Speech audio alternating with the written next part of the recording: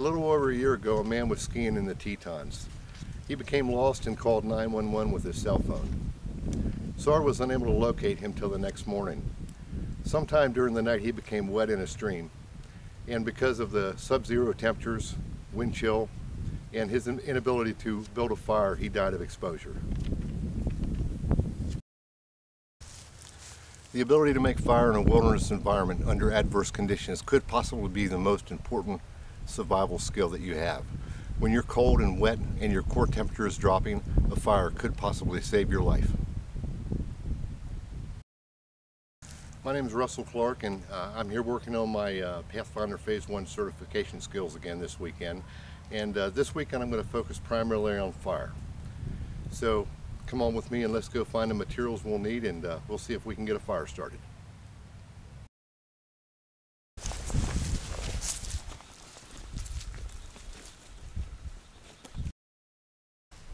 So what is tinder? Tinder is what we're going to use as the first stage to start our fire.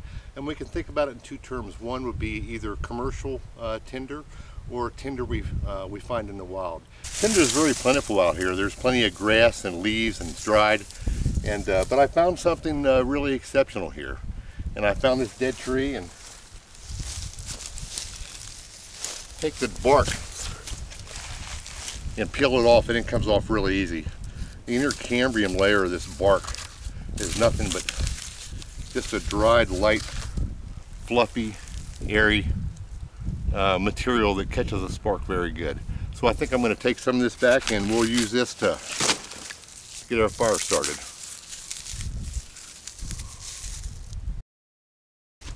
I found some more bark material from another tree, and this bark material is very, this inner cambium material is very fibrous. If you see, it's also very light and dry and fluffy. If you peel the sections off, just strip them down, and then take those sections and strip them and put them in your hand and work them really good. This is gonna break those fibers down even more, and you'll be able to expose more of an area of this fluffy material to the spark. Form it into a little ball here, and then once you start breaking that ball apart and spreading it, it's almost like a bird's nest. So this also will be really good for getting that fire started. Punky deadwood, like the center of this old log, is also another place that you can find good dry tinder when it's raining or inclement weather. This log's probably going to be laying on its side like this, so the inside of the log is going to maintain dry, even though there may be a foot of snow or rain down on top of it.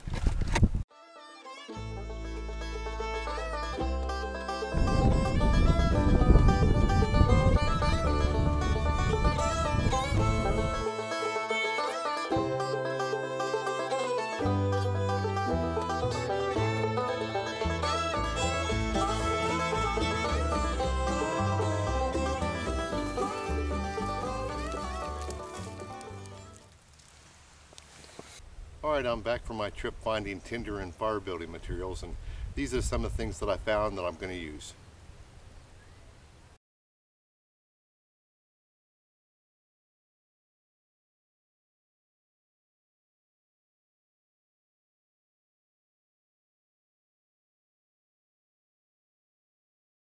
Some of the things that work really good, one is if you take some petroleum jelly and some cotton balls, and you rub that cotton ball down on that petroleum jelly, it will catch a spark and burn very quickly. Very simple to make. You can store them. They're very light, and if you coat them real good with petroleum jelly, they become water resistant. Another, what you might call commercial or homemade fire starter tinder, would be char cloth. And this char cloth is nothing more than 100% cotton, and you put it in a tin can or some type of metal container, punch a little hole in the top of it, put that cotton material in the coals or under a flame and let it burn, and you'll see first smoke will start coming out of the top of the can, and then a flame. And once that flame dies down, that material has charred under a low oxygen environment and is very, very susceptible to catch a spark and become an ember with low heat. And it burns very slowly, so that's another good, char cloth is another good means of tinder. Some other tinders that will be good are a real fine steel wool, and it also ignites very easily. Dryer lint, right from your dryer. Real fine paper. Jute cord. And magnesium, and everybody knows the magnesium fire starters where you scrape off the magnesium, and you can buy those for $8 a piece.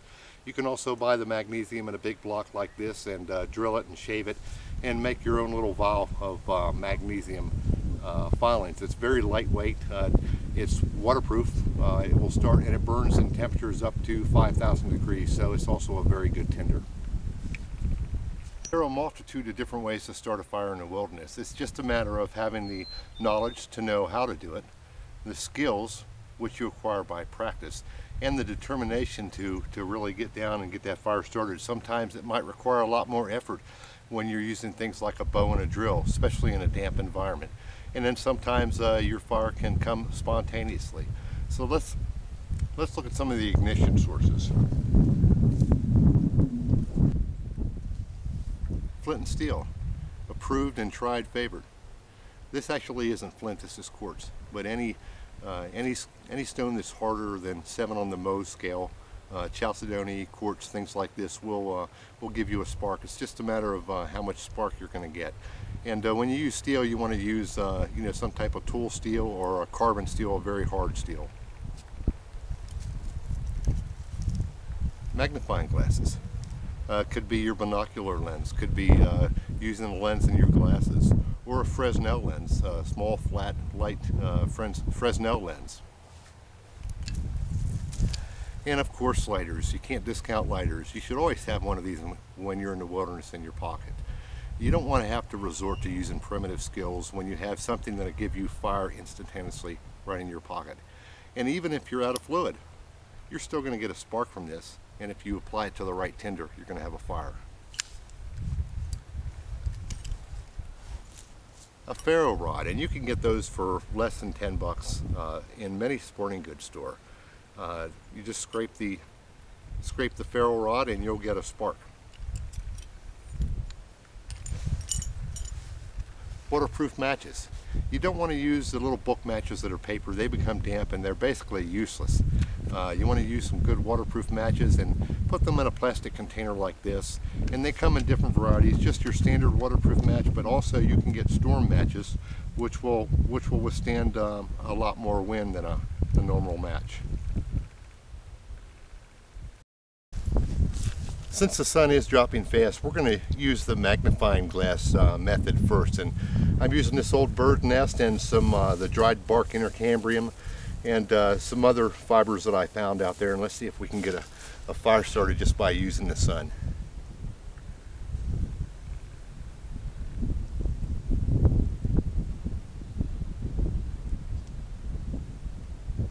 And we've got a little smoke.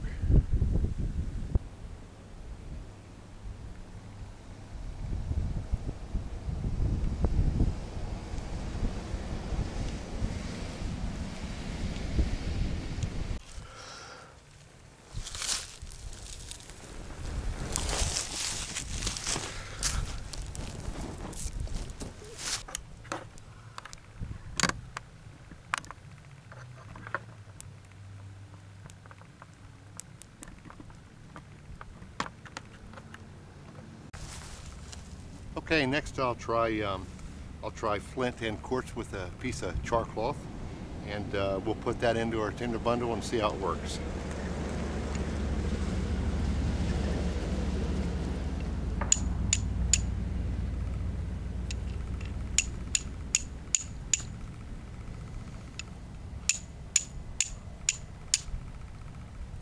And we've got a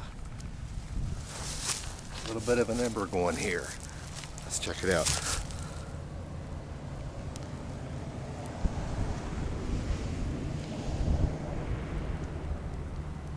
And we'll just let that burn nice and slow. And we'll drop that in our tinder bundle.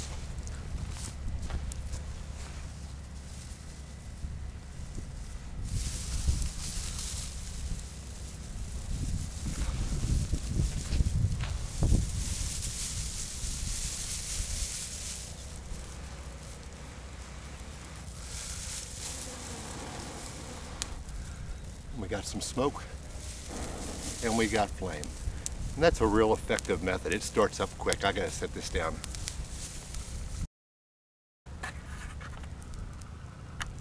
So it just took actually a matter of seconds to get that tinder bundle going, and we got that into the fire pit, and we'd have some kindling on top of that and it'd be started in no time.